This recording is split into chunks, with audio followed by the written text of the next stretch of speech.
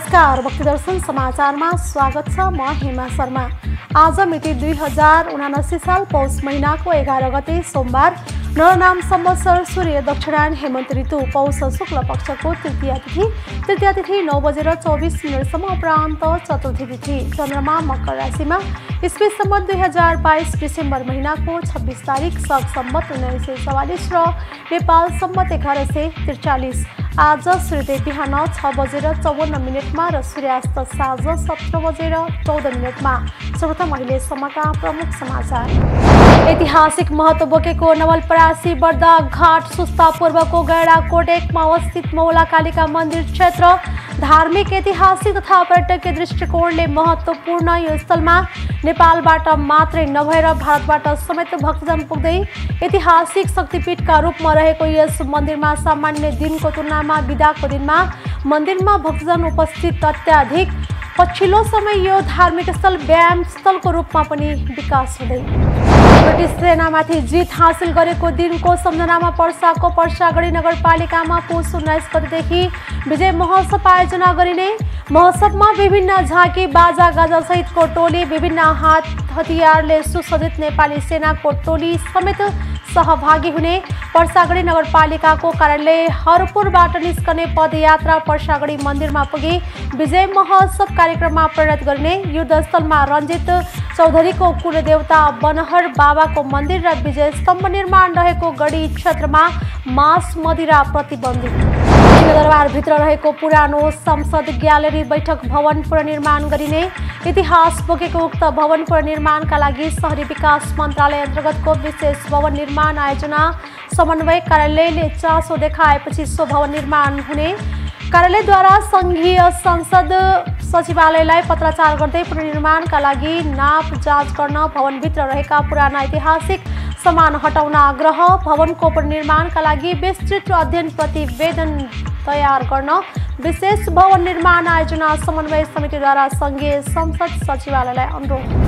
प्राकृतिक चिकित्सालयको रूपमा विकसित हुँदै गइरहेको तातोपानी कुण्डमा पछिल्लो समय म्याग्दीको तातोपानी कुण्डमा स्नान गर्नेहरूको संख्या दैनिक जसो बढ्दो। म्याग्दी जिल्लाको मालिका गाउँपालिका बाहेक अन्य 5वटा स्थानीय तहमा तातोपानीका कुण्ड र मुहानहरू गरी जिल्लाभर हालसम्म कुल 14वटा तातोपानीका मुहानहरू भेटियो।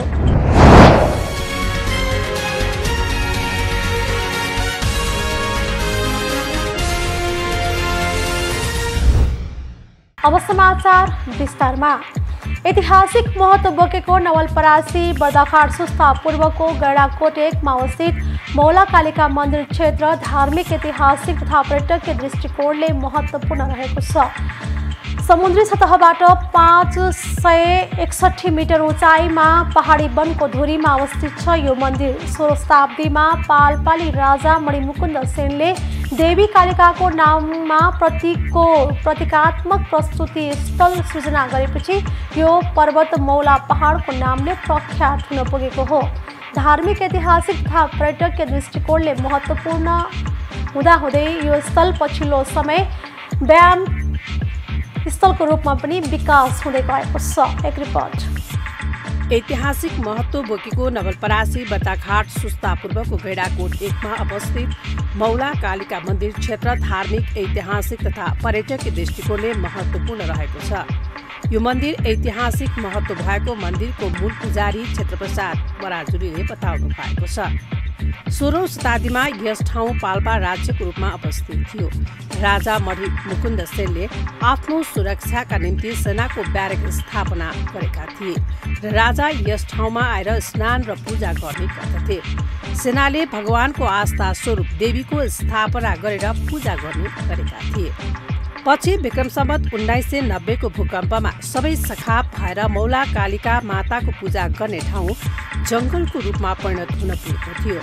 भूकम्पको करिब 40 वर्षपछि यसै ठाउँमा काशीनाथ पौडेल भन्ने ब्राह्मणले सपनामा सेतो कपडा लगाएकी महिलाले आफू देवी भएको जानकारी गराउँदै एउटा ठुलो डाँडाको सालको बुटामुनि अलपत्र रहेकोले आफूलाई उद्धार गर्न भनेपछि भोलिपल्ट ती ब्राह्मणले छिमेकीलाई भन्न जाँदा कुमारसिंह गुरुङले उनको कुरामा विश्वास गरेर उनको सहयोगमा हात हतियार बोकेर जङ्गल फडानी गर्दा डाँडाको टुप्पोमा ठुलो सालको रुख भेट्टाएपछि रुखको तल खुस्रेर हेर्दा खिया लागेको घन्टी, ओखलको ढुङ्गा, कालिकाको शिला भेटाएपछि पूजा गर्ने ठाउँ बनाइएको पराजुलीले बताउनु भएको छ।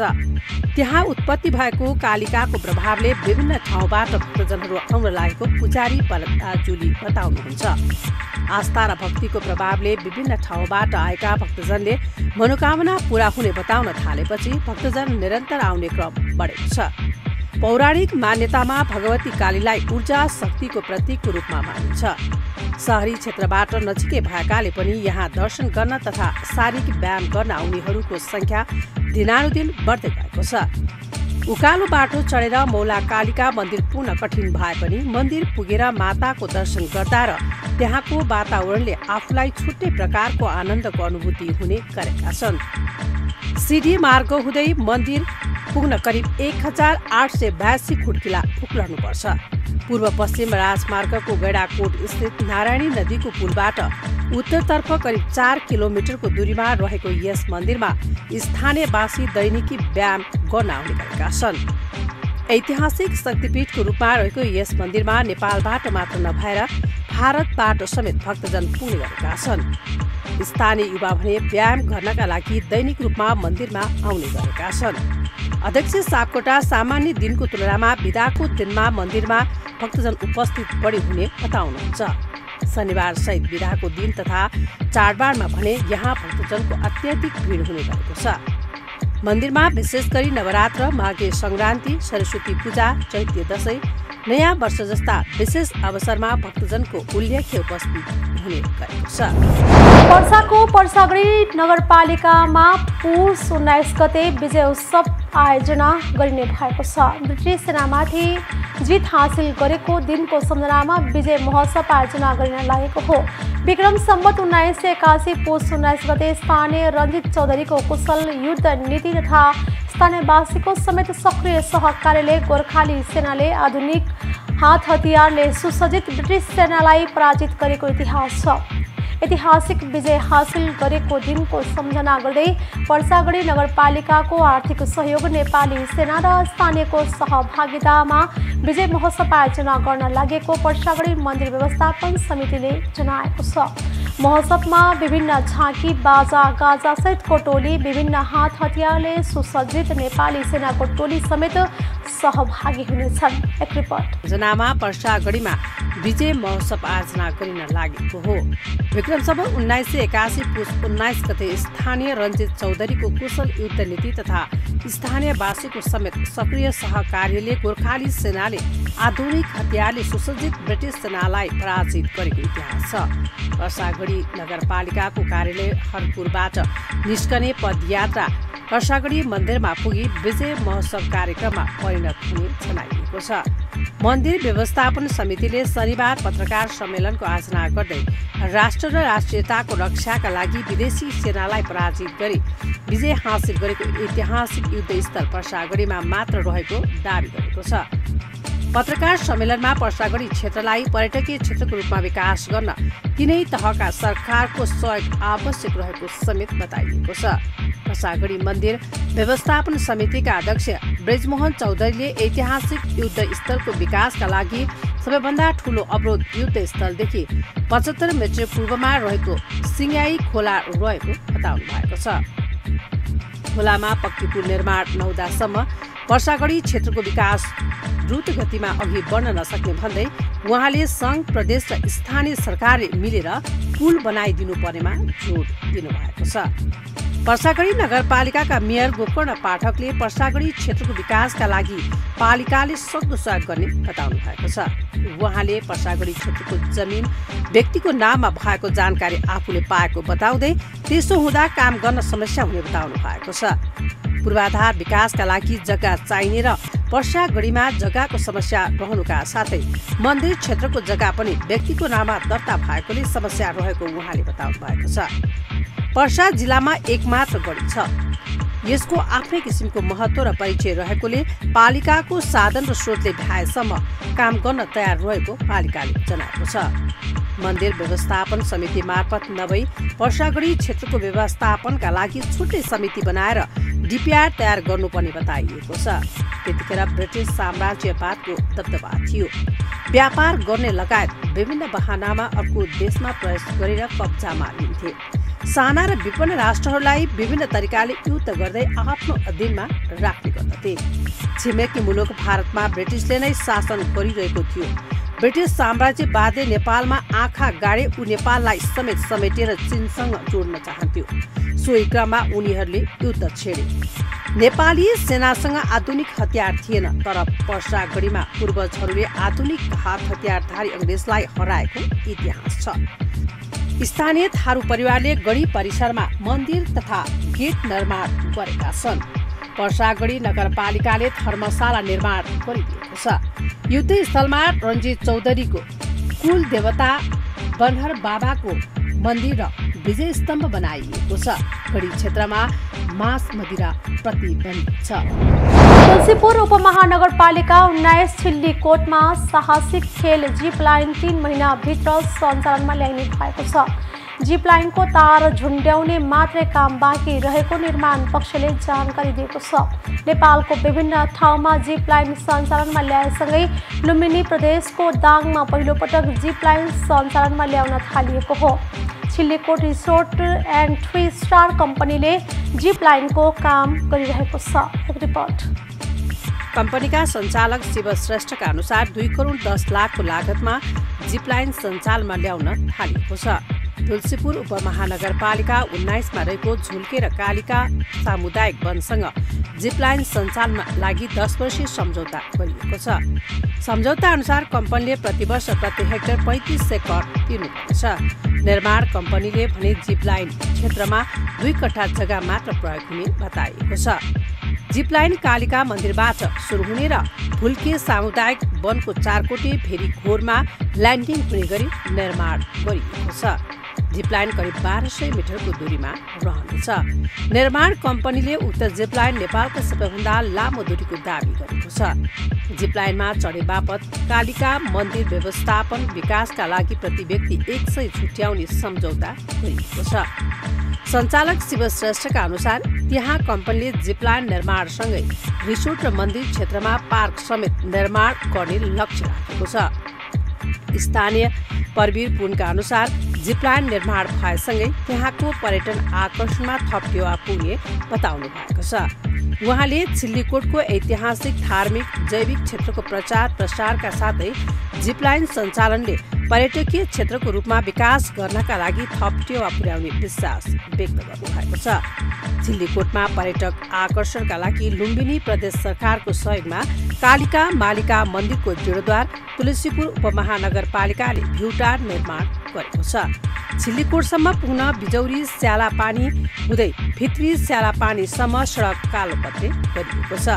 पर्यटकहरूको सुरक्षाका लागि प्रहरी पोस्ट राख्ने तयारी भइरहेको तुलसीपुर उपमहानगरपालिकाका वडा नम्बर 19 का वडा अध्यक्ष प्रेमनाथ योगीले बताउनु भएको छ। तनहुको पर्यटकीय नगरी बन्दीपुरमा निर्माणाधीन केबल कारको काम अन्तिम चरणमा पुगेको छ।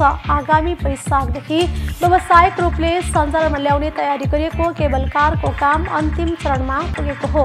5 तारे होटल सहित निर्माण भइरहेको परियोजनाको काम हालसम्म 80% सकिएको Bandipur cable car and tourism लिमिटेडका अध्यक्ष रामचन्द्र शर्माले जानकारी दिनुभएको छ। एक report. Bandipur cable car and tourism लिमिटेडका अध्यक्ष रामचन्द्र शर्माका अनुसार केबल कारको टावरको काम सकिएको छ। अहिले इन्जिन जडानको काम भइरहेको उहाँले बताउनु भएको छ। इन्जिन जडानको काम सकेर लट्ठाको काम सुरु गरिने र त्यसपछि बाक्सा जडान गरिने बताइएको छ। फागुनसम्म परीक्षण गरेर वैशाखदेखि व्यावसायिक हिसाबले सञ्चालनको लक्ष्य राखिएको छ। 2075 साउनदेखि निर्माण सुरु भएको केबल कार परियोजना विभिन्न कारणले ढिलाइ भए पनि अब काम नरोकिने शर्मा बताउनुहुन्छ। 2 वर्ष कोभिड र बन्दाबन्दीका कारण परियोजनाको काम नराम्ररी प्रभावित भएको उहाँको भनाइ छ। त्यसैता पनि निर्माण सामग्री समयमा आउन नसक्दा काम ढिलाइ हुँदै आए पनि अहिले तीव्र रूपमा काम अगाडि बढेको बताइएको छ। आगामी वर्षको मङ्सिरभित्र 5 तारे होटल र माघभित्र सम्मेलन केन्द्र निर्माण सम्पन्न गर्ने लक्ष्य छ। आगामी जेठभित्र फ्युज रूम, असारभित्र बाक्स म्युजियम, साउन्डभित्र जिपलाइन, भदौभित्र बन्जी र स्काई वाक तथा असोजभित्र रेस्ट्रो क्याबिन सम्पन्न गर्ने लक्ष्य लिएको छ। बन्दीपुर गाउँपालिका 4 बरालथोकमा 5 तारे होटलको निर्माण कार्य पनि तीव्र गतिमा भइरहेको छ। केबल कार सिधै होटलभित्र छिर्ने प्रविधि सहितको हुनेछ। 5 तारे होटल सहितको केबल कारमा लगानी वृद्धि भएको छ। केबल कार र होटलको क्षमता बढेकाले लगानी पनि वृद्धि भएर 2 अर्ब 60 करोड पुगेको जनाइएको छ। यसअगाडि केबल कारको क्षमता प्रति घण्टा 300 रहेकोमा त्यसलाई बढाएर 500 पुर्याइएको छ। बन्दीपुर 4 ठुलढुङ्गाबाट सुरु हुने केबल कार सोही घोडाको बरालथोकसम्म पुग्नेछ। केबल कारबाट एसियाकै ठूलो दाबी गरिएको बेमल नगर स्थित सिद्ध गुफा पनि अवलोकन गर्न सकिनेछ। ठुलढुङ्गा स्वाराबाट सुरु हुने केबल कार सिद्ध गुफाको छेउ हुँदै बन्दीपुरको उचाइसम्म पुग्नेछ। केबल कारले 1 किलोमिटर 600 मिटर यात्रा गर्नेछ। RKD real estate and construction प्राली, 85 केबल कार एन्ड टुर्स प्राली, tourism investment fund limited, Bandipur गाउँपालिका र स्थानीयवासीको लगानीमा केबल कार परियोजना निर्माणको कामलाई अगाडि बढाइएको हो। लगानीदाता कम्पनी नेपाल र विदेशमा बस्ने नेपालीहरूको कम्पनी हो। यसमा 1100 भन्दा बढी लगानीकर्ता रहेका छन्। सिंहदरबारभित्र रहेको पुरानो संसद ग्यालरी बैठक भवन पुनर्निर्माण गरिने भएको छ। इतिहास बोकेको उक्त भवन पुनर्निर्माणका लागि शहरी विकास मन्त्रालय अन्तर्गतको विशेष भवन निर्माण आयोजना समन्वय कार्यालयले चासो देखाएपछि सो भवन पुनर्निर्माण हुने भएको हो। कार्यालयले संघीय संसद सचिवालयलाई पत्राचार गर्दै पुनर्निर्माणका लागि नाप जाँच गर्न भवनभित्र रहेका पुराना ऐतिहासिक सामान हटाउन आग्रह गरेको छ। त्यहाँ रहेका पुराना ऐतिहासिक सामानहरू नहटाउँदासम्म नाप जाँच गर्न नमिल्ने भएकाले व्यवस्थापन गरिदिन आग्रह गरेको छ। एक रिपोर्ट। मुलुकै पहिलो संविधानको रूपमा लिइने नेपाल सरकार वैधानिक कानून 2004 पनि तत्कालीन राणा प्रधानमन्त्री पद्म शमशेरले यही भवनमै घोषणा गर्नुभएको थियो। तर यो संविधान कार्यान्वयनमा आउन भने सकेन। मुलुकै पहिलो संविधानको रूपमा लिइने नेपाल सरकार संवैधानिक कानून 2004 पनि तत्कालीन राणा प्रधानमन्त्री पद्म शमशेरले यही भवनमै घोषणा गर्नुभएको थियो। तर यो संविधान कार्यान्वयनमा आउन भने सकेन। यही संसद भवनमा फारदारी सभा पनि बसेको थियो। त्यसपछि संविधान सभाको पहिलो निर्वाचनसम्मका सबै सांसद बैठक यही भवनमा बसेको थियो। संविधान सभामा 601 सांसद भएपछि ठाउँ साँघुरो भएका कारण 2065 सालदेखि बानेश्वर स्थित अन्तर्राष्ट्रिय सम्मेलन केन्द्रमा बैठक बस्न थालेको हो। हालसम्म पनि संघीय सांसद बैठक बानेश्वरमै बस्दै आएको छ। 2072 सालको भूकम्पका कारण क्षति पुगेपछि उक्त पुरातात्विक भवन प्रयोगविहीन भएको थियो। भवनको पुनर्निर्माणका लागि विस्तृत अध्ययन प्रतिवेदन तयार गर्न विशेष भवन निर्माण आयोजना समन्वय समितिले संघीय संसद सचिवालयलाई अनुरोध गरेको हो।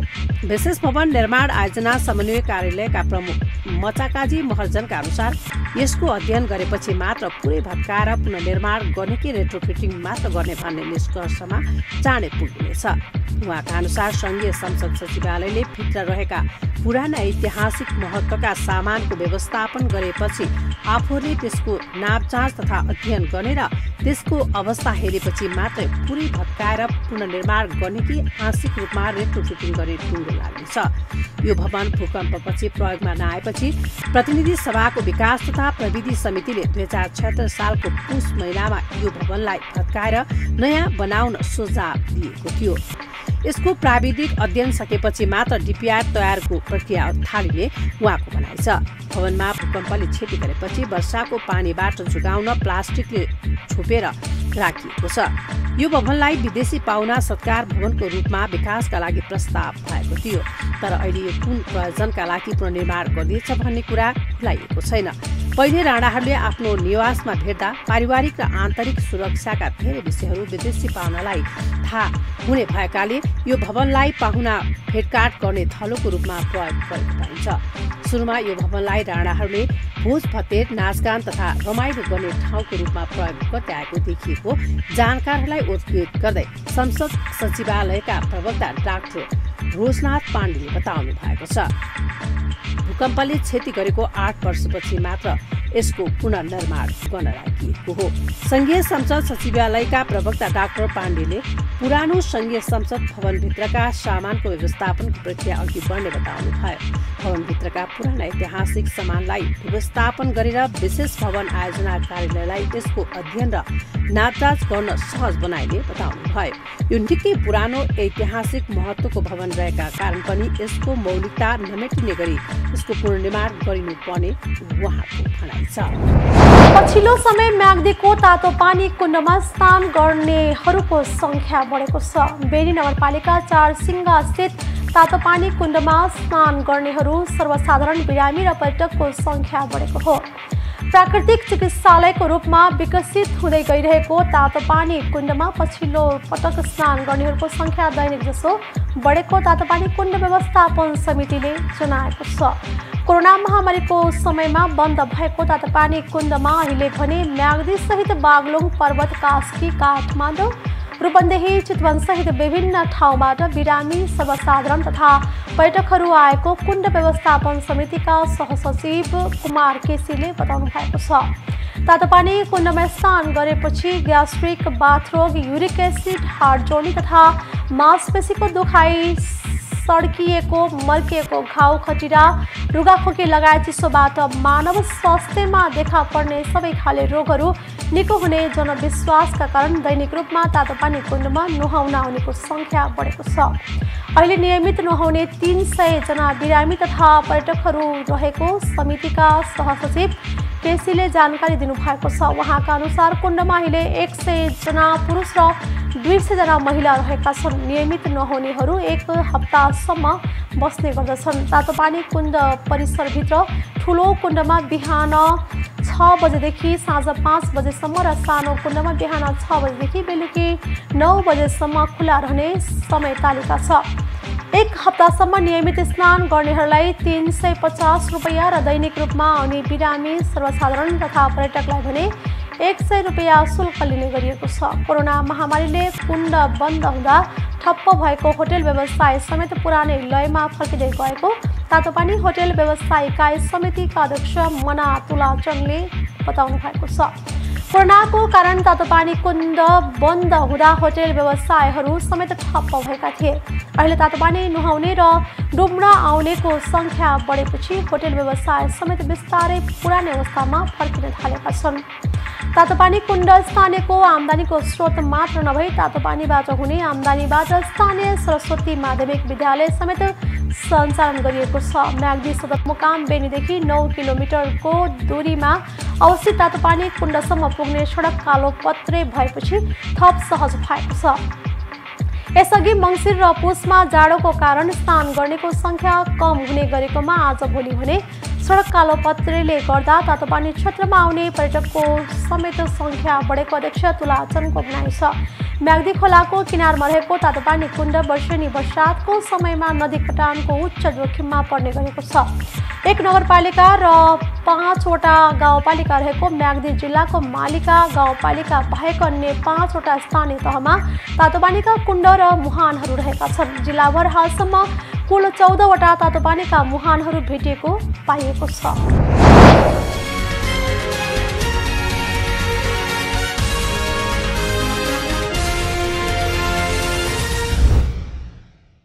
अहिले हामी भक्ति दर्शन समाचारको अन्त्यमा आइसकेका छौँ। जाँदा जाँदै प्रमुख समाचार।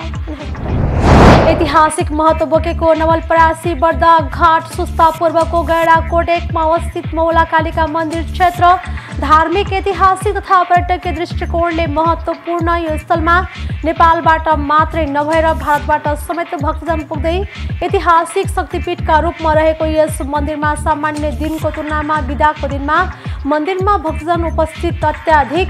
पछिल्लो समय यो धार्मिक स्थल व्यायाम स्थलको रूपमा पनि विकास हुँदै ब्रिटिस सेनामाथि जित हासिल गरेको दिनको सम्झनामा पर्साको पर्सागढी नगरपालिकामा पुस 19 गतेदेखि विजय महोत्सव आयोजना गरिने।